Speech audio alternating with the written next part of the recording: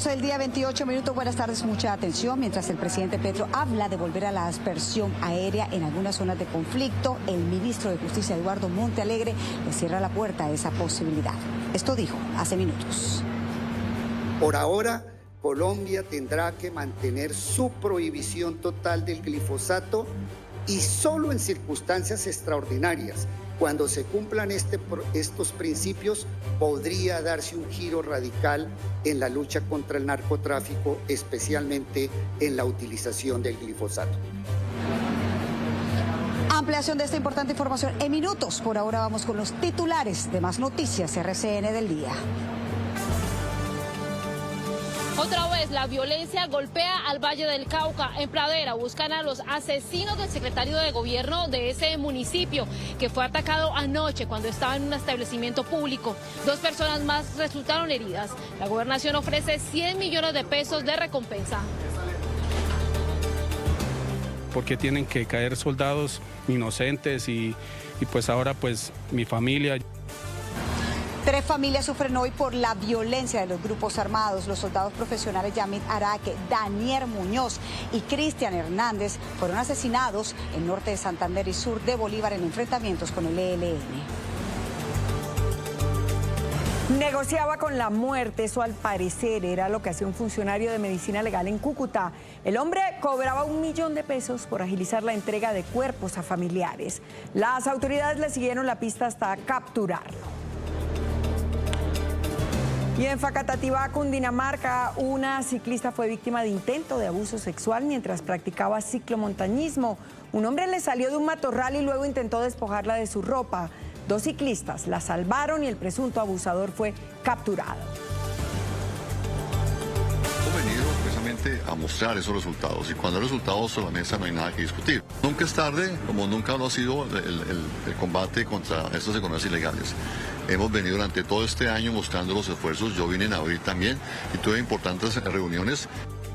Es el comandante de las fuerzas militares, el almirante Francisco Cubides, explicando el lobby del gobierno colombiano previo a conocerse la decisión de Estados Unidos de certificar o no a Colombia. Dice que viajaron a ese país por indicación del presidente Petro para mostrar los resultados en la lucha contra las drogas. La caravana que lleva el primer tren del metro de Bogotá ya pasó por La Vega y está a pocos kilómetros. Los 6 vagones llegarían en pocas horas a las afueras de la capital del país. Nuestro patrullero Efraín Arce sigue cada detalle de este recorrido. Se agota el tiempo para discutir presupuesto para el año 2026. Hoy las comisiones económicas tenían previsto ese debate, sin embargo, fue cancelado a última hora. El 15 de septiembre vence el plazo para definir de cuánto sería el presupuesto. Se suspenden los trabajos de limpieza y remoción en el kilómetro 18 por riesgo inminente en la vereda Caraza. Por el momento se concentran los trabajos en rehabilitar la vía antigua. Ya son 4 días de cierre total en la vía al llano que generan pérdidas millonarias.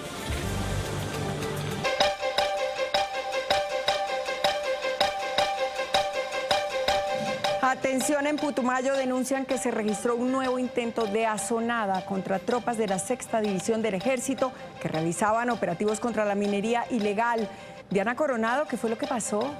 INE Televidentes, muy buenas tardes. Vea, sucedió en Puerto Guzmán, Putumayo, exactamente en una zona rural. Ahí tropas de la 6ª División del Ejército adelantaban operativos contra la minería ilegal. En ese momento, ciudadanos instrumentalizados por grupos que delinquen en la región, pues intentaron realizarle una asonada. Los uniformados en defensa o en legítima defensa, como dice la Constitución, lanzaron algunos disparos al piso. Infortunadamente, en este momento se registra un civil herido. En este momento las tropas se trasladaron a la capital del departamento para recibir o atender por lo menos la situación y reportar ante el comandante del Ejército Nacional aquí en Bogotá. Es una noticia que está en desarrollo y que acaba de suceder hace pocos minutos. En este momento ustedes pueden ver el video que se registra en pantalla. Ingrid, buenas tardes. Gracias, delicada situación, Diana, pero empezamos ahora también con información del Valle del Cauca porque hay consternación en el municipio de Pradera tras el asesinato del secretario de gobierno de esa localidad, el señor José Dorién Jiménez. A él, sicarios lo atacaron en pleno centro del municipio. Fue trasladado a un centro asistencial al que llegó desafortunadamente sin signos vitales. Durante el ataque también resultó herida otra funcionaria de ese mismo despacho. De inmediato las autoridades departamentales convocaron a un consejo de seguridad extraordinario. Diego Candelo, usted está desde muy temprano ahí en Pradera. ¿Qué más se sabe? Buenas tardes. Ingrid, televidentes, buenas tardes. Pues mire, las autoridades trabajan en una de las principales hipótesis y tendría que ver con esa lucha frontal que habría iniciado el secretario de Gobierno junto con las autoridades contra las bandas delincuenciales que se encargan de todo el expendio de estupefacientes aquí en Pradera. Pero les quiero mostrar también un poco. El alcalde salió de lo que es la alcaldía ubicada aquí a pocos metros y caminó por esa calle principal del centro de Pradera. En el parque principal se ubicó justamente en unas sillas ubicadas en este andén de este establecimiento de comercio. Hasta ahí llegaron 2 sicarios a bordo de una motocicleta y le dispararon en repetidas ocasiones. Su secretaria privada y también otra persona de la comunidad que se encontraba en el lugar resultaron heridos.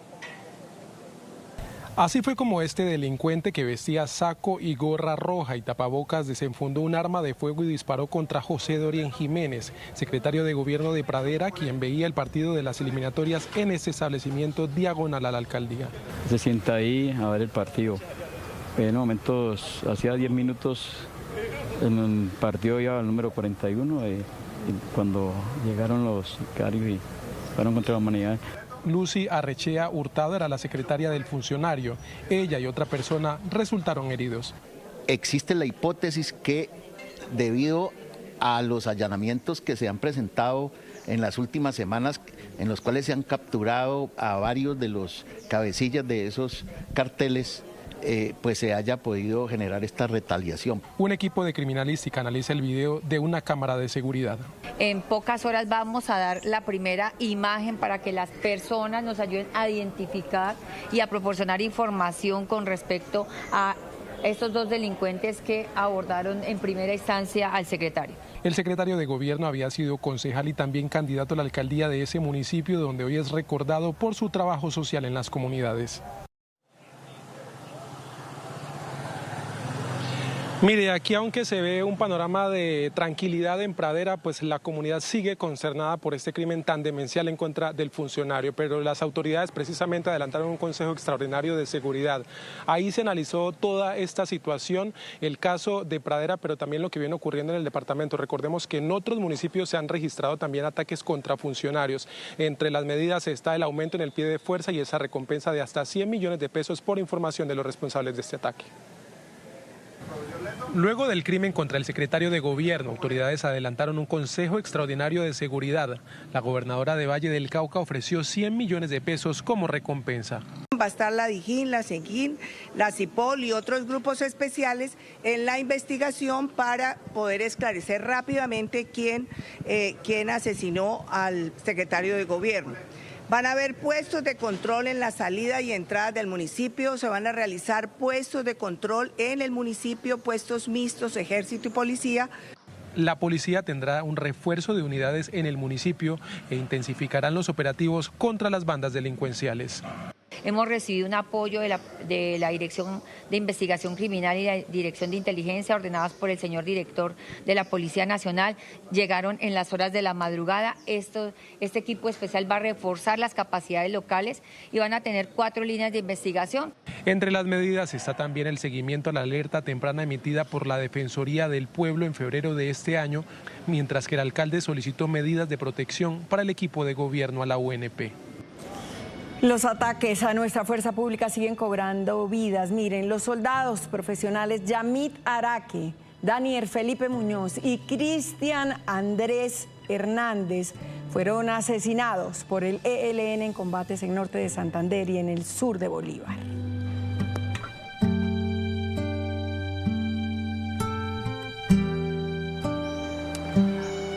El uniformado Yamit Araque nació en Boyacá, era el menor de 3 hermanos y obviamente su partida deja un inmenso vacío en su familia. Ángela Porras habló con uno de los hermanos del militar. ¿Qué le dijo? Ángela, buenas tardes. Buenas tardes, Juanfer. Jennifer, para usted, para nuestros televidentes, ha dejado un mensaje claro, y es que nuestros soldados son mucho más que un uniforme, son hermanos, padres, hijos quienes la delincuencia, el crimen les está arrebatando los sueños y los anhelos de su corazón. El soldado Yamid Araque era el hijo de don Baudilio y doña Eulalia, oriundos de Floresta, en el departamento de Boyacá. El próximo 25 de septiembre cumpliría 34 años y su sueño era tener una finquita, una parcela para llenar de orgullo a sus padres. Infortunadamente, las manos criminales le arrebataron y apagaron con estos sueños. La familia Araqueceli se suma a las miles de familias que hoy son víctimas de los terroristas. El soldado profesional Yamid Araque fue asesinado en medio de combates con el ELN en Tibú, norte de Santander. Si el hombre fue capaz de inventar la guerra, ¿por qué no va a ser capaz de inventar la paz? Entonces a eso me refiero yo, que yo sé que eso se puede, por más que sea se puede, y por qué tienen que caer soldados inocentes y pues ahora pues mi familia. El uniformado llevaba 10 años en el Catatumbo, pero esta era una misión diferente, una que le devolvía la esperanza, pues al terminarla volvería al calor de su hogar y al abrazo de su familia en Floresta, Boyacá. Sin embargo, la guerra frustró sus planes. Que cualquier cosa ya después de la misión se comunicaba conmigo, con la familia, para ultimar detalles, porque él después de esta misión iba a salir a un descanso larguito y pues como siempre cuando le dan los descansos salir al pueblo a descansar, a disfrutar y a compartir con nosotros, con la familia. Yamid Araque, el menor de 3 hermanos, ya no podrá haber cumplido su sueño de tener una finca propia. Hoy en sus padres y hermanos queda un vacío irreparable, el dolor de un hijo y un hermano arrebatado por la violencia que tiene como víctimas a los más vulnerables. Y en el sur de Bolívar, en un ataque con drones y explosivos, o mejor, granadas, fueron asesinados 2 soldados del Ejército Nacional y 4 más resultaron heridos. Este es el 10º ataque con drones que se presenta contra la fuerza pública en el sur de Bolívar, en esta parte del departamento. Y buenas tardes, exactamente en donde fue. Adelante.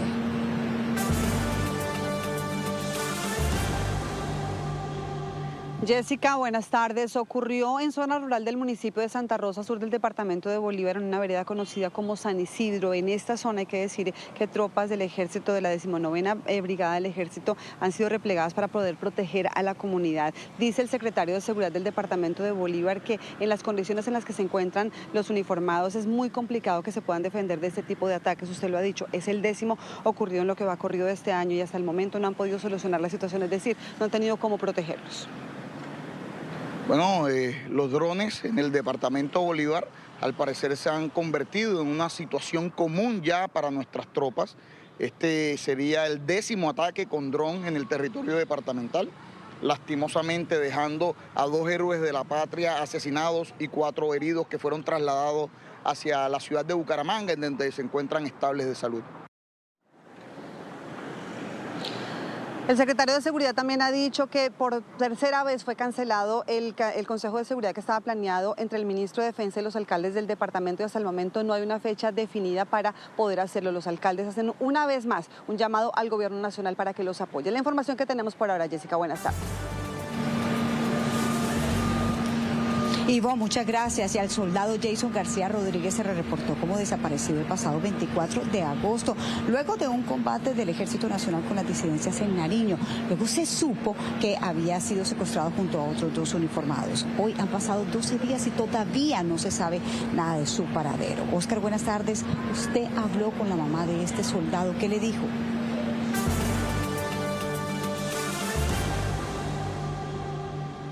Hola Jessica, televidentes, muy buenas tardes. Desde la semana pasada hemos estado hablando con la familia de Jason García Rodríguez en el municipio de Lorica, con su papá, con uno de sus hermanos y vía telefónica con la madre de Jason. Ella en las últimas horas ha enviado este mensaje pidiéndole a las disidencias de la FARC que se pongan la mano en el corazón y por lo menos envíen una prueba de vida. Les pido a ellos que se pongan la mano en el corazón y por lo menos que nos den la oportunidad de saber de nuestros hijos, de saber que están bien. Porque desde el día que lo retuvieron, en sí no hemos sabido ni siquiera un mensaje de que están bien. Para mañana en el municipio de Lorica se ha planeado ya una marcha exigiendo la liberación de este y todos los soldados secuestrados. Es por ahora la información desde Montería con Óscar Sánchez Oviedo, Noticias RCN. Muy buenas tardes. Que lo María, liberen usted tiene pronto. más información. Así es, que lo liberen pronto, Oscar. Gracias. Y vean esta historia. En Cúcuta, norte de Santander, fue capturado un funcionario de medicina legal que cobraba hasta $1 millón a familiares de víctimas del conflicto armado en el Catatumbo para agilizar la entrega de los cuerpos. Tenemos todo el seguimiento que hicieron las autoridades. Exclusivo, Noticias RCN. Este hombre trabajaba como asistente forense en el Instituto de Medicina Legal de Cúcuta, norte de Santander. Lo insólito es que en el ejercicio de sus funciones y aprovechándose del dolor ajeno, exigía hasta $1 millón a los familiares de los fallecidos y a propietarios de funerarias para agilizar el trámite de la entrega de los cuerpos. Los montos que solicitaba el funcionario oscilan entre los 50.000, 100.000, 200.000 pesos e incluso en alguna ocasión hizo exigencias de $1 millón. Estos son solo uno de los pagos registrados. Escuche cómo los extorsionaba. ¿Ya está en medicina legal? Sí, acá trabajando, pero ya voy saliendo. Es que vamos a ir a retirar el cuerpo. ¿Ya tiene la necropsia? Sí, ya lo agilicé, pero hay otros cuerpos por delante. ¿Hay algo para mí? No me ha llegado nada. Sí, lo mismo de siempre. ¿A dónde se los envío? El número de víctimas, en su mayoría producto de la disputa entre el ELN y las disidencias de las FARC, y que dejó un aumento de homicidios en el departamento de hasta el 243%, es absurdo. Alrededor de los 110 personas, 110 víctimas que fueron aprovechados para solicitar estos dineros. El funcionario se movía en su carro de placas venezolanas que lo usaba para trasladarse hacia el vecino país sin restricción alguna. Hace pocas horas, los agentes de la policía lo capturaron frente a las instalaciones de medicina legal. Podría cumplir una pena de hasta 15 años de prisión. El delito de cohecho, pues por solicitar dádivas, teniendo en cuenta que es función propia de su cargo. Las autoridades ya le tienen la mira a otros funcionarios en otras regiones del país que lamentablemente hacen lo mismo, aprovecharse del dolor ajeno.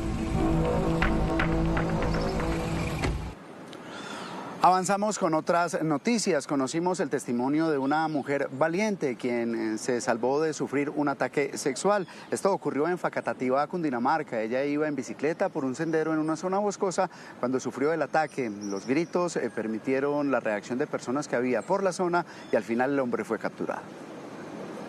Él me tapó la boca, la nariz y empezó a golpearme hacia atrás con toda la fuerza. Es el crudo relato de una mujer de 31 años que sobrevivió a un intento de abuso sexual. Inició la semana haciendo deporte en su bicicleta por una ruta que inicia en Facatativá y finaliza en Cachipay. De regreso, un hombre salió de entre los arbustos cerca a la vereda Corito, muy popular entre ciclistas. Se tiró encima mío y empezó a tocarme, sí, mis partes íntimas, a querer quitarme la ropa. Y pues yo me traté de defender. Era lunes, 8 de la mañana. Su salvación, además de su resistencia, fue una pareja de ciclistas que la escucharon gritar. La señora le dio 2 garrotazos en la nuca porque no lo podían separar de mí. Al sitio llegó la policía y fue capturado, pero el trauma psicológico es fuerte, más aún después de escuchar parte del prontuario. Escuché que dijeron que tenía 23 antecedentes. Aún estoy como con esos nervios. Si hubiera sido una persona que no sea capaz de gritar, que quede así solo traumada y que no sea capaz de defenderse, hubiera sido una historia diferente. Según la policía de La Sabana, luego de la denuncia, el caso pasó a competencia de la Fiscalía. No hay fecha estimada de apertura de la vía al llano. Hoy hablamos con el gobernador de Cundinamarca y se mostró preocupado por la inestabilidad del terreno. Jason Vera, ¿qué le podemos decir a quienes comúnmente transitan por ese corredor vial?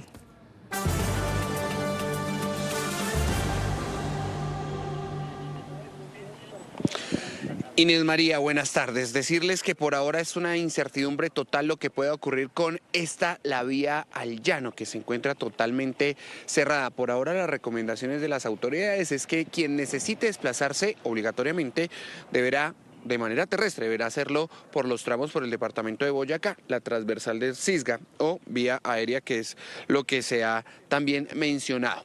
Por ahora, la noticia es que se suspende el trabajo de limpieza y remoción en el kilómetro 18, en donde se generó el deslizamiento de tierra. Esto por un riesgo inminente en la vereda, en la parte alta, la vereda Caraza. Y esos trabajos ahora se van a concentrar en esta vía.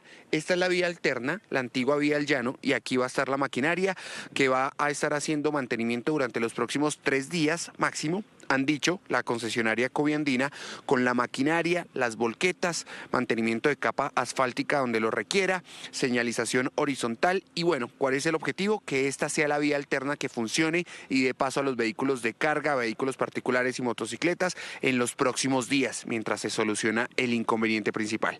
En el siguiente informe les contamos.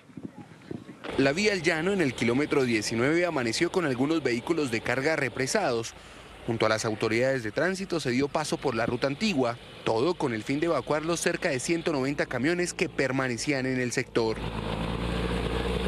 Esto con el propósito de poder tener una variante definitiva que permita la circulación de todos los vehículos de carga mediante pasos alternos, para lo cual se requiere un cierre total de ese tramo de la vía por un periodo de entre 48 a 72 horas. Mire, son las 6:20 de la mañana y a esta hora hace el tránsito la última tractomula en este sector, en la vía antigua, y empieza el cierre entre 48 y 72 horas de manera total para realizar una habilitación y un mantenimiento en esta vía. Al punto llegaron los trabajadores encargados de las adecuaciones y estabilización de la ruta antigua, sector Caraza. Sin embargo, hay problemas con la maquinaria, pues algunos transportadores en señal de protesta han impedido la llegada. El gobernador de Cundinamarca reiteró los problemas de tener la vía cerrada y la importancia de la atención del gobierno nacional. Las pérdidas diarias en este corredor son de 20.000 millones de pesos. Y mencionó que hay puntos críticos incluso que no han sido detectados y que pueden generar inconvenientes a futuro. Remover este material hasta encontrar un ángulo de reposo va a tomar varios días, y lo que ha dicho la Agencia Nacional de Infraestructura y el concesionario es que no se prevé una apertura en condiciones normales de la vía en los próximos días. Aún se desconoce una fecha exacta de apertura de la vía debido a la complejidad de los trabajos de remoción de masa. Miren, es que ya son 4 días del cierre de la vía El Llano y ya se empieza a sentir, por supuesto, este impacto en la distribución y en el precio de algunos alimentos. Son menos camiones los que están llegando a la central de abastos de Bogotá. Juan David, buenas tardes. Ya hay algunos alimentos que empiezan a subir de precio. Hola, ¿qué tal? Buenas tardes. Efectivamente nos encontramos en estos momentos en la central de abastos de Bogotá, Corabastos. Quiero que vean porque estamos precisamente en ese momento en el que se está descargando lo que es el plátano, uno de esos alimentos que más se ha visto afectado por el cierre de la vía El Llano, que completa poco más de 5 días. De hecho, las cifras oficiales reflejan que el abastecimiento durante esta semana de este producto ha caído alrededor del 15%, mientras que otro de los productos que se ha visto afectado ha sido la yuca, la cual ha caído en poco más del 47%, lo cual ha influido en el impacto de sus precios. En Noticias RCN hablamos con algunos de los comerciantes y de los transportadores, quienes nos aseguran que se demoran ahora el doble para venir desde el Meta hacia la capital del país. Normalmente el horario son 7 horas, del Castillo Meta aquí a Corabastos, son 7 horas normalmente. Dando la vuelta me vine ayer a las 4 de la tarde y llegué hoy a las 10 de la mañana. O sea, son prácticamente 18 horas de más. Una bolsa de plátano la semana pasada valía 60.000, hoy está valiendo 70.000. 65, 70.000. La gente está cogiendo por la vía del Cisga y ahí son de 6 a 7 horas, como bien lo sabes. Ahí hay unos costos logísticos en temas de transporte y combustible, pero que se ha incrementado levemente en el precio de las bolsas de los productos, pero sigue llegando porque gracias a Dios la vía está habilitada. Donde esa vía tenga algún problema, ahí sí tendríamos, digamos que, más complicaciones con el abastecimiento. Hay que mencionar que el bloqueo de la vía ya no completa por lo menos 5 días y que aún las autoridades no han sido claras de cuándo se puede retomar el paso en la vía. Lo que sí dicen como tal los comerciantes es que a medida que este bloqueo se extienda en el tiempo, lo más probable es que los precios de algunos de los productos, como el plátano y la yuca, puedan seguir subiendo de precio durante las próximas horas. En Noticias RCN les vamos a estar contando el comportamiento de los precios y cómo avanza el abastecimiento de alimentos aquí en la capital del país. Por el momento yo me despido. despido y ustedes tienen mucha más información. Gracias, Juan David. Pues miren, en todas las emisiones les hemos hablado de los millonarios impactos que deja el cierre de la vía al llano, ahí en Meta. Pero hay un sector en particular que sufre muchísimo, incluso después de que hacen la reapertura de la vía. A este tema le ha hecho seguimiento James Almanza. James, buenas tardes. Háblenos de esa problemática.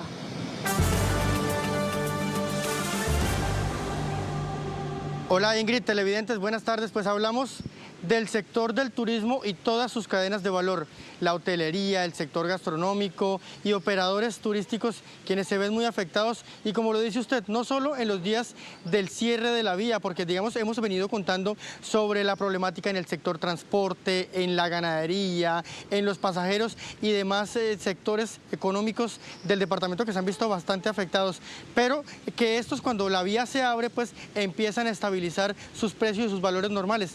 Pero el que más se afecta es el turismo, y esto por la desconfianza que se genera entre los viajeros, quienes no llegan al departamento de Meta, incluso después de aperturarse la vía. El cierre total de la vía al llano no solo ha paralizado el transporte y encarecido productos básicos, el turismo y todas sus cadenas de valor reportan graves afectaciones. Nos empieza a nosotros a generar caídas en reservas de un 20% en la hotelería. En el tema gastronómico, el sector nos reporta un 50% en reducción de sus ventas. Sus pérdidas económicas no solo se evidencian en los días que la vía se cierra, la incertidumbre y la falta de confianza de los turistas impactan negativamente al sector. Se viene una temporada que es la de diciembre, tenemos el puente de octubre, que es el puente de mayor tráfico de turistas hacia la región. Entonces, lo que sí le pedimos es al gobierno que ponga los ojos en esta región. Comerciantes, gremios y empresarios trabajan desde ya en una estrategia para mitigar el golpe generado por este nuevo cierre. Hemos estado reunidos y generando alternativas para fortalecer la cadena de valor turística que el departamento del Meta poco a poco ha venido consolidando como uno de los renglones de la economía. Meta, sin duda, es uno de los destinos naturales más importantes de Colombia. Hoy su turismo es una de las víctimas silenciosas de este nuevo cierre. Otro de los sectores que se ha visto afectado por el cierre de la vía al llano es el del transporte intermunicipal. Las pérdidas son altas. Cada día, dicen los empresarios, están perdiendo más de 500 millones de pesos. Tenemos una afectación de cerca de 20.000 usuarios que no han podido movilizarse de manera regular. De igual manera, esto ha impactado en cerca de 1.000 millones de pesos a las empresas de transporte intermunicipal de pasajeros, las cuales pues han dejado de percibir unos ingresos que normalmente se perciben por los viajes en esta vía. Hoy las comisiones económicas tenían previsto discutir el monto del presupuesto de 2026. Sin embargo, a última hora aplazaron el debate.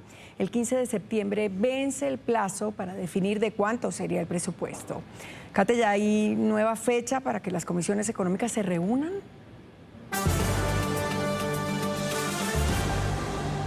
Hola, muy buenas tardes. En efecto, se está citando para mañana jueves sobre las 10 de la mañana. Sin embargo, pues está la preocupación de que llegue el próximo 15 de septiembre, es decir, el lunes, y no se haya llegado a un acuerdo. ¿Y qué es lo que pasa si el Congreso no decide o no vota frente al monto propuesto por el Gobierno Nacional, que es de 557 billones? Pues miren, lo que dice la ley es que si el Congreso se pone de acuerdo, podrían reducir el monto en una cantidad considerable, y esto significa que el Gobierno tendría que replantear el gasto para el año 2026. Pero si no se ponen de acuerdo, si no se reúnen siquiera para votar antes del 15 de septiembre, pues tendrán que seguir adelante con la discusión del presupuesto y los 557 billones que ha presentado el Gobierno Nacional. El tema es que esto implica una reforma tributaria donde el gobierno pretende recaudar cerca de 26 billones de pesos y además pues una desfinanciación que viene de presupuestos anteriores. Así que bastante difícil la tiene el Congreso de la República, el tiempo apremia y vamos a ver si mañana finalmente se ponen de acuerdo, se da la citación y se logra votar cuál será entonces el monto del presupuesto para el año 2026.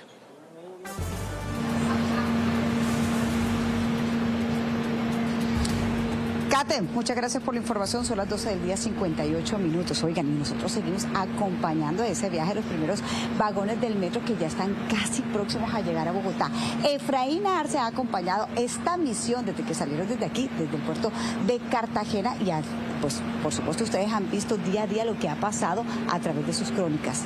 Nosotros le queremos decir a usted, Efraín, y a todo el equipo técnico, gracias por su trabajo. Si no se imaginan, son miles de mensajes los que llegan diariamente a través de nuestras redes sociales felicitándolo, y por supuesto nosotros nos unimos a este reconocimiento. Efraín, buenas tardes. ¿Qué tal? Pues a esta hora nos agarraron aquí llegando al Alto El Vino. La caravana realizó una detención momentaria acá en esta zona. La policía le permitió el paso al tráfico que estaba acumulado detrás de ellos, pero vamos a hablar aquí con los conductores, con Luis Triana. Luis, usted cierra la caravana, ¿no? Sí, señor.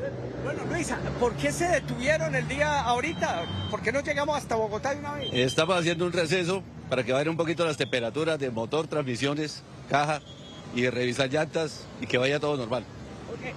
Sergio, ¿usted cuál tractomula maneja? La Kenworth azul, la 372. La 372. Hombre, Sergio, ¿qué tal es esa subida por acá, por el Alto El Vino? Es una subida bastante empinada, ¿no? Bastante pesada.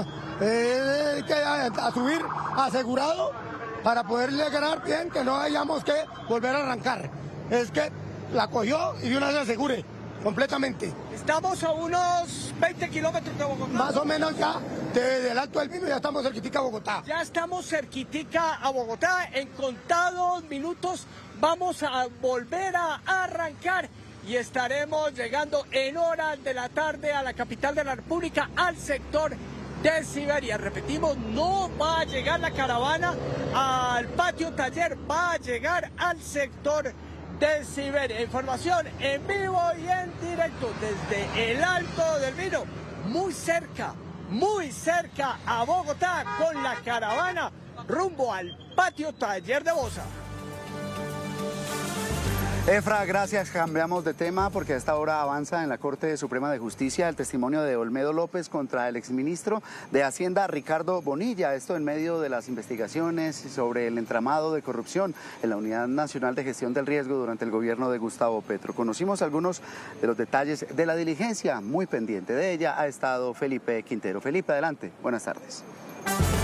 Hola Juan Fernando, ¿qué tal? Muy buenas tardes. Pues desde las 8 de la mañana Olmedo López llegó a la Corte Suprema de Justicia a declarar primero contra el exministro de Hacienda Ricardo Bonilla. Ha presentado chats, ha presentado evidencia y elementos materiales probatorios para demostrar la presunta responsabilidad del exfuncionario en todo el pago de sobornos a congresistas para aprobar las reformas del gobierno Petro. Igualmente también radicó una carta ante la Sala de Instrucción de la Corte Suprema de Justicia realizando varios señalamientos contra funcionarios del gobierno y reiterando que seguirá declarando, pero que su vida corre peligro. Olmedo comenzó su declaración en la Corte Suprema, donde el primer capítulo que abordará será el tema de los nexos del exministro de Hacienda Ricardo Bonilla con todo el escándalo de corrupción de la UNGRD. Olmedo López no huyó, no cayó, no negó, rindió más de 21 declaraciones, entregó una matriz con 27 nombres de altos funcionarios, congresistas, ministros, directores de departamento. En primicia, Noticias RCN reveló esta carta radicada por Olmedo López a la Corte Suprema, donde ratifica su compromiso de colaborar con la justicia, pero hace fuertes señalamientos contra el presidente Gustavo Petro que ponen en riesgo su vida. Mi nombre fue mencionado en una locución presidencial realizada desde la Casa de Nariño, en la cual se me tildó públicamente de traidor de la izquierda, lo cual, además de constituir una grave estigmatización pública, equivale a poner precio a mi cabeza. Durante 5 días declarará Olmedo López ante la Corte Suprema de Justicia. Y a días de conocerse si Estados Unidos certifica o no a Colombia, aquí en Noticias RCN hablamos con el comandante general de las Fuerzas Militares, el almirante Francisco Cubides. Explicó la intención de su visita a Washington. Dijo que nunca es tarde para explicarle a la Casa Blanca los alcances del país en la lucha contra el narcotráfico.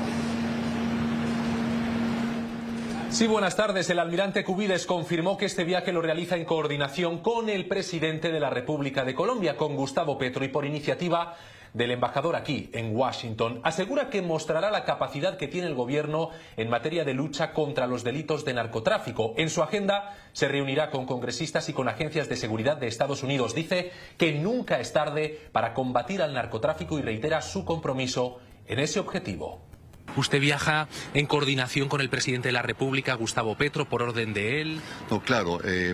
Igualmente, bueno, con la iniciativa del embajador y con la autorización del gobierno del señor presidente y el ministro de Defensa, pues estamos acá precisamente para mostrar esas capacidades que tenemos y esos importantes logros que hemos tenido durante los últimos años en contra de este delito del narcotráfico. ¿Cree que está en peligro la descertificación de Colombia? ¿Su visita podría evitar esa descertificación? Bueno, hemos venido precisamente a mostrar esos resultados y cuando hay resultados sobre la mesa no hay nada que discutir. Hemos logrado el año pasado algo más de 800 toneladas de cocaína. Este año vamos seguramente a superar el combate de este flagelo también de marihuana. ¿Es a lo mejor un poco tarde, almirante, que cree usted, para presentar esos datos cuando ya la descertificación se está decidiendo, si es que no está ya decidida y se expresará el lunes? No, nunca es tarde, como nunca lo ha sido el combate contra estas economías ilegales. Hemos venido durante todo este año mostrando los esfuerzos. Yo vine en abril también y tuve importantes reuniones que nos han permitido obviamente mostrar desde antes pues todo el compromiso que tenemos para contrarrestar la cadena de narcotráfico en el tema del cultivo, de la transformación, del transporte y la comercialización. Hay efectos importantes, trabajos estamos haciendo con Estados Unidos que han venido afectando toda la cadena de narcotráfico, especialmente a los grupos que están dedicados a controlarlo, como son las organizaciones transnacionales del crimen. Esta visita se produce a 5 días de que Estados Unidos decida si certifica o no a Colombia en materia de lucha contra el narcotráfico. La información desde Washington para Noticias RCN. Feliz día. Feliz día, Roberto. Y hoy por los micrófonos de la FM Radio 1 Alerta y Noticias RCN estuvo el precandidato a la presidencia Santiago Botero. Explicó su programa de seguridad y justicia. Además se refirió a algunas de sus polémicas propuestas. Habló de alianzas y respondió si se considera el outsider de la política. Acá está la conversación con nuestra editora política Maritza Aristizábal. Noticias RCN, la FM, Radio 1, Alerta Bogotá, el diario La República, firmes con la democracia. Tribuna RCN. Hoy en Tribuna RCN, la plaza pública más amplia para escuchar y conocer los candidatos, tenemos a Santiago Botero. Candidato, bienvenido. Que Dios me los bendiga a todas las personas que nos están viendo y muchas gracias a RCN por haberme invitado a este momento. Candidato, explíquenos su propuesta de seguridad y justicia, porque en medio de eso pues le hemos escuchado decir frases muy polémicas como, por ejemplo, que hay que darle balín a todos los criminales. Ser bandido es buen negocio y de bajo riesgo. Lo que nosotros proponemos es reformar esa justicia para el que la haga la paga, salirnos de una cantidad de acuerdos internacionales que hoy nos tienen amarrados para poder ejercer lo que tenemos que hacer. Entonces, hoy tenemos una cantidad de fuerza pública, más de 500.000 personas en la calle con fusiles, con pistolas, con ganas de defendernos, pero que hoy no lo pueden hacer porque si ellos matan a una persona, hay una alta probabilidad de que los metan presos a esos policías y pierdan de alguna manera lo que es la pensión de ellos. Entonces, eso es lo que tenemos que reformar.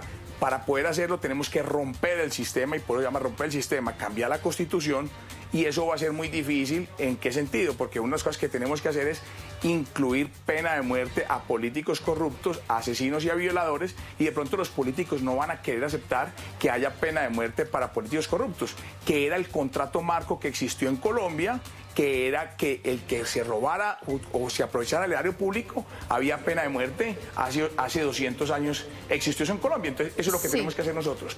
Pero, candidato, en un país como Colombia, que tiene una tradición de violencia, hacer este tipo de propuestas no es profundizar en esa cultura de la guerra que queremos dejar justamente atrás. No, es todo lo contrario. Yo siento que si hoy en día, por decir un ejemplo, los camioneros tuvieran armas, yo creo que ninguna persona se atrevería a paralizar las carreteras, y eso haría porque la gente le daría miedo que si ellos hacen un acto, tiene esa consecuencia. Candidato Santiago Botero, pasemos a otro tema, el tema de estilo político, de carácter. Usted se describe como un libertario social. ¿Qué es eso? Un libertario social es una persona que siente que el Estado debe ser lo más pequeño posible, lo más eficiente posible para que la parte, digamos, empresarial se desarrolle como se debe desarrollar es el libre mercado y que las personas tengan la libertad, pero una característica muy importante para mí es necesario ayudar a la gente más necesitada.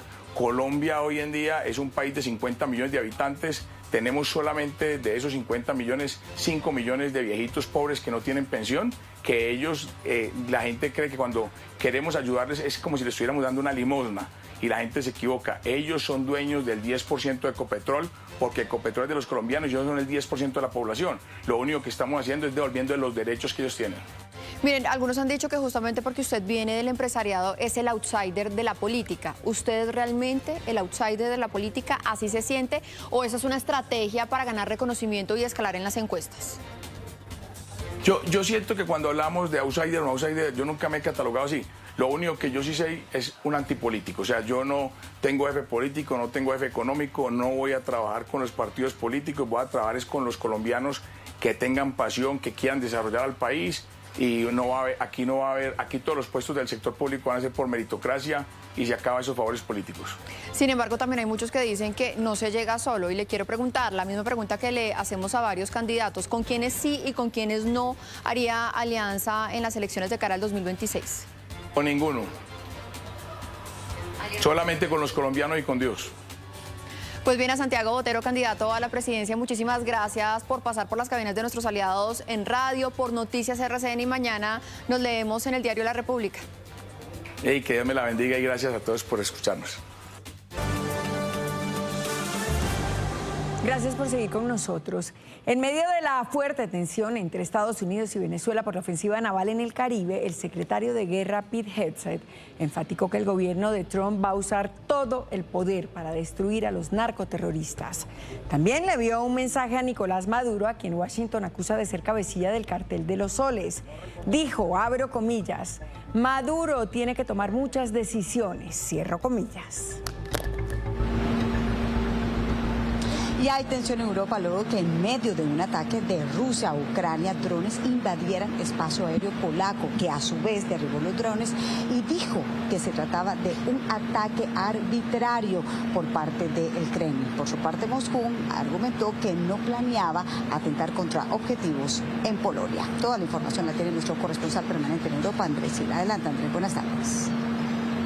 Buenas tardes. Fue una situación muy grave para la seguridad de Polonia. Hay máxima alerta en este momento en toda Europa, principalmente en el este, luego de que Rusia lanzara drones y misiles que invadieron el espacio aéreo de Polonia. Esto significó una reacción muy fuerte por parte del primer ministro polaco, Donald Tusk, quien dijo que está en este momento su país en la mayor posibilidad de entrar a una guerra abierta después de la Segunda Guerra Mundial tras esta agresión por parte de Rusia. Aviones aliados, aviones de la OTAN, pues Polonia hace parte de la OTAN, maniobraron rápidamente para interceptar estos drones que iban dirigidos a atacar a Ucrania. Sin embargo, tuvieron que ser cerrados los aeropuertos de Varsovia y otras 3 ciudades durante varias horas esta madrugada por el peligro que ello significaba. Además, a los pobladores se les pidió que permanecieran en su casa de manera preventiva. El gobierno de Polonia invocó la activación del artículo 4 del Tratado de la Alianza Norte, lo que significa que la OTAN se reunirá de emergencia para evaluar esta situación de amenaza a Polonia. Lo más probable es que estemos ante una provocación a gran escala, pero al mismo tiempo estamos en consulta con nuestros aliados. Estoy en contacto constante con el secretario general de la OTAN. Esto es para que podamos responder a este tipo de amenaza con la misma eficacia que esta noche. Reunión que tendrá lugar en cuestión de horas en el cuartel general de la OTAN en Bruselas. Los ministros de defensa de los países aliados de la OTAN revisarán las acciones a tomar para preservar las garantías de seguridad a Polonia luego de esta invasión del espacio aéreo por parte de los drones rusos. Información desde Madrid, un abrazo, feliz tarde. Abrazo, Andrés. El presidente de Estados Unidos, Donald Trump, pidió la pena de muerte para el asesino de la joven ucraniana Irina Karutska, de 23 años, quien el pasado 23 de agosto fue brutalmente apuñaleada a bordo de un tranvía en Charlotte. El mandatario, quien calificó al homicida como animal, denunció que DeCarlos Brown, de 34 años, había sido detenido 14 veces y que estuvo en prisión por robo a mano armada. Una hermosa joven que no tenía problema en la vida, con un futuro maravilloso en este país, y ahora está muerta. Ella fue apuñalada por un degenerado monstruo que lo dejaron en libertad después de haber estado preso 14 veces. No podemos permitir que la depravación criminal continúe. Tenemos que responder con mucha fuerza. Sal de frutas Lua Plus trae pepitas de simejicona que no se disuelven en el vaso sino en tu estómago, aliviando más malestares. Alivio de Lua, alivio de una. 1:50 p.m. Este es el noticiero de las regiones. Y las regiones, como ustedes ya lo saben, nadie la tiene más clara que nuestros corresponsales de televisión y radio. Y empezamos aquí en Cali con Diana Marcela Villegas. Dianita.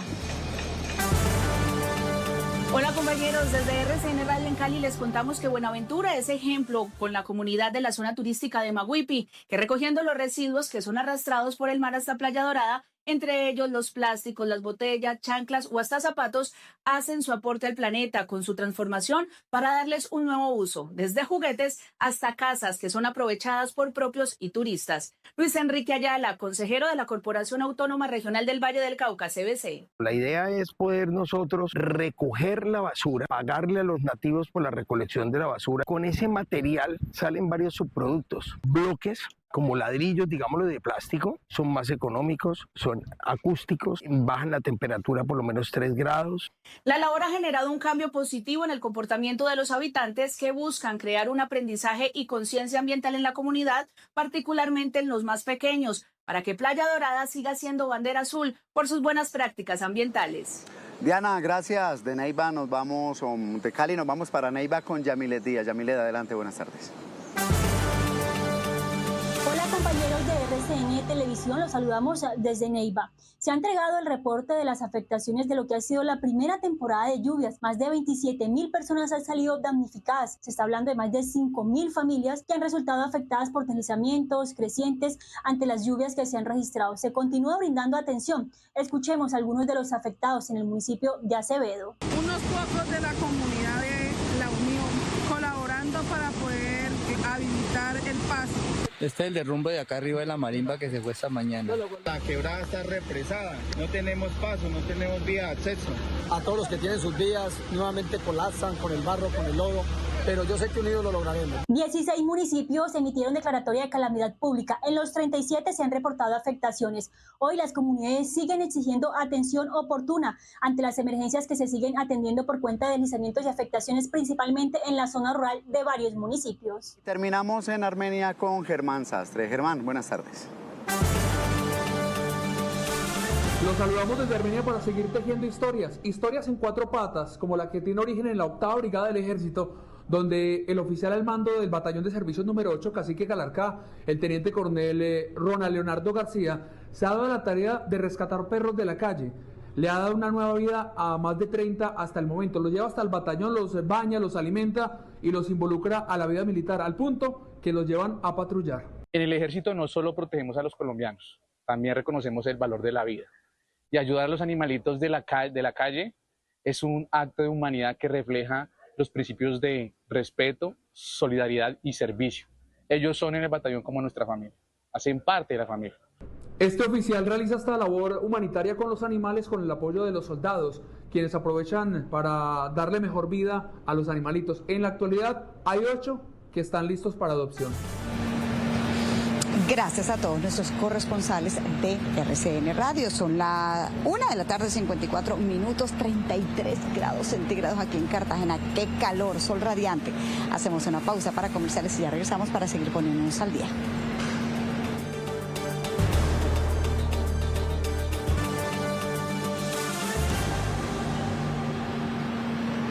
Dos de la tarde, 2 minutos. Gracias por continuar con nosotros aquí en Noticias RCN. A la presidencia y dirección de Renault Sofasa llega un hombre que no solamente representa a la marca, sino que también demuestra que con compromiso, perseverancia y visión, los sueños sí se cumplen. Juan Camilo Vélez escribe hoy un nuevo capítulo en la historia de la casa automotriz.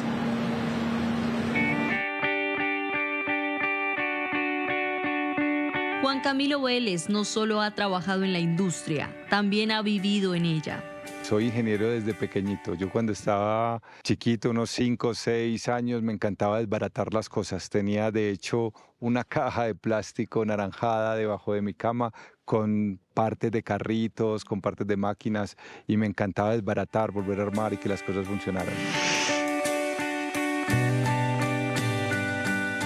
cuando me llevaba, cuando me recogía, pasábamos al frente de la planta. Entonces veía yo todos esos carros del área comercial, veía la planta donde se fabricaban los carros de Renault en el que yo iba y qué era lo que yo hacía con mis carritos. Ahí era donde pasaba toda la magia. Desde pequeño siempre dije, yo quiero trabajar en Renault Sofasa.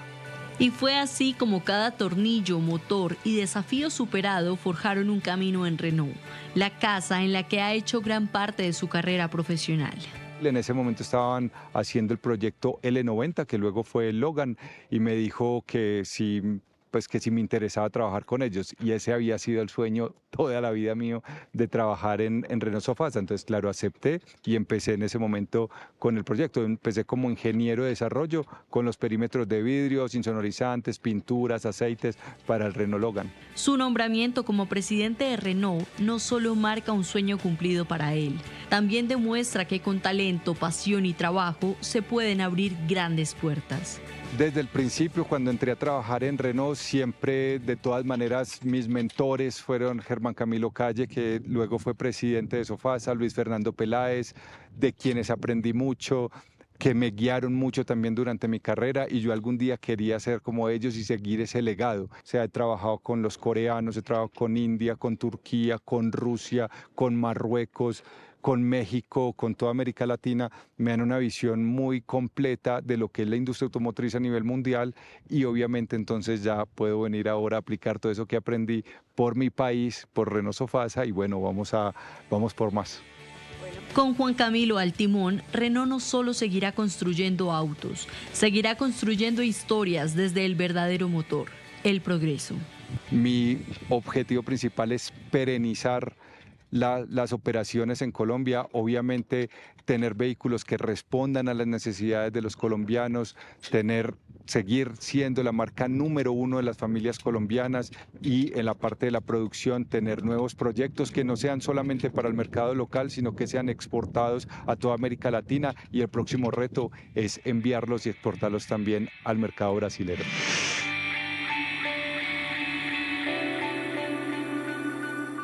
Banco de Bogotá y RCN presentan Cambiando Contigo.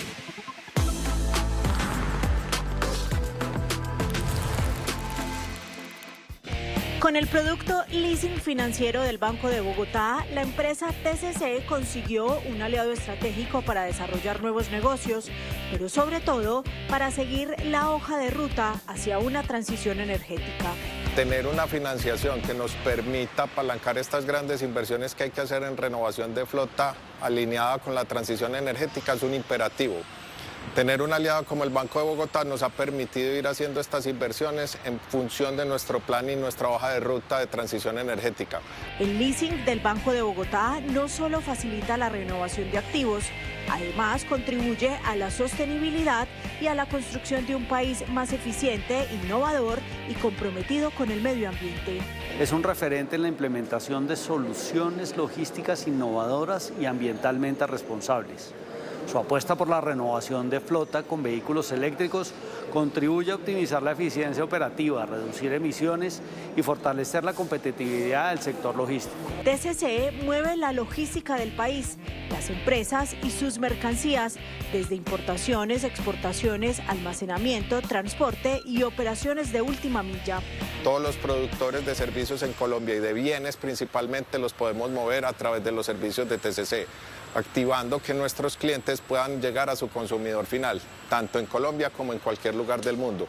Y también para aquellas empresas que necesitan abastecerse, hacer que sus productos lleguen de cualquier parte del mundo a Colombia. Actualmente, TCC tiene 104 vehículos eléctricos nuevos, reduciendo significativamente la huella de carbono y promoviendo un modelo de transporte más limpio.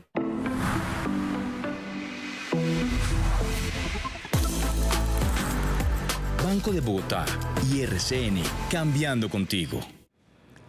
El Colegio Gimnasio Nueva Escocia se prepara para implementar el modelo que propone la ONU. Busca que estudiantes se vinculen y preparen para resolver problemáticas globales. Los próximos 29 y 30 de septiembre se desarrollará el New Moon, modelo educativo que organiza el Gimnasio Nueva Escocia para sus estudiantes y en el que participan varios colegios. Este espacio simula un debate como si fuera la Asamblea de la ONU y bajo el lema El poder de lo correcto, ética, sociedad y justicia en nuestro mundo, los estudiantes se reunirán en 7 comisiones para discutir sobre diversas problemáticas. Acercar a los jóvenes a problemas que sí deben ser prioridad para ellos en su vida, en su futuro, pero que por lo general pues no hacen parte inmediata de su entorno. Los mismos jóvenes ven como una necesidad ser conscientes de los hechos importantes que ocurren en el mundo y saber cómo darle solución. Tenemos como generar líderes en todo, pues en el colegio, que sean capaces de en cualquier momento liderar cualquier cosa y puedan hablar de los diferentes temas sin tener ningún problema. Este espacio logra que los estudiantes fortalezcan sus habilidades resolutivas, además de mejorar sus capacidades argumentativas y comunicativas. Y no tengan como solo el conocimiento entre ellos, sino que puedan debatir junto contra otras personas que tengan ideales diferentes. Es como quitar ese estigma de que porque eres joven no conoces o no tienes la participación o la experiencia necesaria. La edición de este año contará con la participación del politólogo Andrés Rugeles, quien dará apertura a la ceremonia que buscará seguir formando más liderazgos juveniles. Hacemos una pausa para comerciales, pero antes vamos con Oscar Rueda, que nos tiene las 3 del día, es nuestro jefe de misión.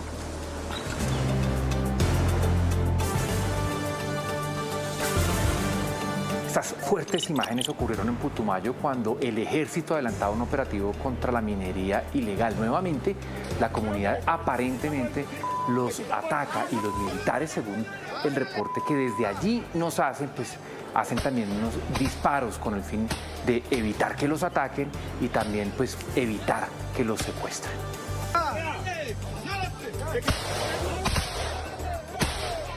La segunda sigue siendo orden público porque de verdad que la situación es muy crítica. Anoche, mientras veía el partido de Colombia versus Venezuela, fue asesinado el secretario de Gobierno de Pradera Valle. Convocaron un Consejo de Seguridad extraordinario para analizar lo que sucede. Existe la hipótesis que debido a los allanamientos que se han presentado en las últimas semanas, en los cuales se han capturado a varios de los cabecillas de esos carteles, pues se haya podido generar esta retaliación. Y la tercera, lo de la vía al llano, es muy grave, no hay una fecha de apertura y por supuesto que todos los sectores económicos están desesperados. El gobernador le está haciendo un llamado directamente al gobierno nacional para que los apoye y puedan abrir la vía lo más pronto posible. No se prevé una apertura en condiciones normales de la vía en los próximos días. Ahí estamos siempre con las noticias de país y con la gente por la app, por las redes y por la pantalla. Pongámonos al día siempre por Noticias RCN. Ahora, cuando son las 2 de la tarde, 27 minutos y es miércoles de salud, hacemos contacto con nuestro set digital, donde Gloribet Pardo está con una especialista que nos hablará de leucemia. Gloribet, adelante. Muy buenas tardes, hoy en miércoles de salud vamos a hablar sobre el cáncer en la sangre, sobre leucemia, mieloma, linfoma y sobre el trasplante de médula. Los invito a que vayan al código QR y nos acompañen durante una hora. Vamos a hablar sobre este tema. Nos acompaña la doctora Virginia Abello, ella es la jefe de hematología del CETIC. Doctora, bienvenida. ¿Y cómo podemos identificar que tenemos un cáncer en la sangre? Pues la sangre es de muchas cosas, entonces cuando se afecta la sangre vamos a sentir muchos síntomas. La más frecuente, cuando uno se pone pálido y la gente le dice cómo está amarillo y se cansa al caminar, eso puede ser una anemia. Infecciones a repetición que no tienen una causa clara, sangrados, morados en el cuerpo sin una causa clara o la aparición de bolas en el cuello, en las axilas, pérdida de peso, sudoración o fiebre. ¿La anemia es igual a leucemia? No, realmente hay muchas causas de anemia y una de ellas es la leucemia. Y es muy importante consultar a un médico para que se determine cuál de ellas es la que está pasando. Doctora, comiendo pajarilla, hígado, poniéndose suero, ¿se puede combatir la leucemia? No, desafortunadamente no. Las anemias y las leucemias necesitan un tratamiento especializado y por lo tanto un diagnóstico temprano. Lo más importante es consultar a un médico y entender qué es lo que está pasando. Bueno, vamos a hablar sobre este tema. Vayan a la app del canal RCN, oprimen allí Noticias RCN y ya nos vemos. Estaremos muy pendientes, conectados con Gloribet. Ahora pongámonos al día con las noticias de las regiones. Juan Fernando. Inés María, le cuento que a través de su cuenta en X, el gobernador de Antioquia, Andrés Julián Rendón, habló sobre el hundimiento del referendo que buscaba darle mayor autonomía a las regiones, autonomía fiscal para que manejaran los recursos propios. Ha dicho el mandatario que pierden las regiones y gana el centralismo. Además, dijo que Petro, el presidente, era el principal opositor de la iniciativa. 3 cuerpos con múltiples heridas de arma blanca fueron encontrados en zona rural del municipio de Santa Catalina a pocos minutos de Cartagena. Según las autoridades, las 3 víctimas fueron identificadas y tenían antecedentes judiciales. Carnaval de negros y blancos de Pasto, patrimonio inmaterial de la humanidad, pues ahora tendrá un espacio que fue entregado en comodato por parte del Banco de la República para los artesanos. Allí ahora podrán los turistas llegar para conocer las obras de los artistas que estarán de ahora en adelante en el Teatro de Bellas Artes. Bien, hasta aquí nuestra emisión del mediodía. Gracias por habernos acompañado. La invitación es con la mejor programación de Canal RCN. Además, ya saben, estamos también por la app de Noticias RCN. Feliz resto de tarde. Abrazo para todos.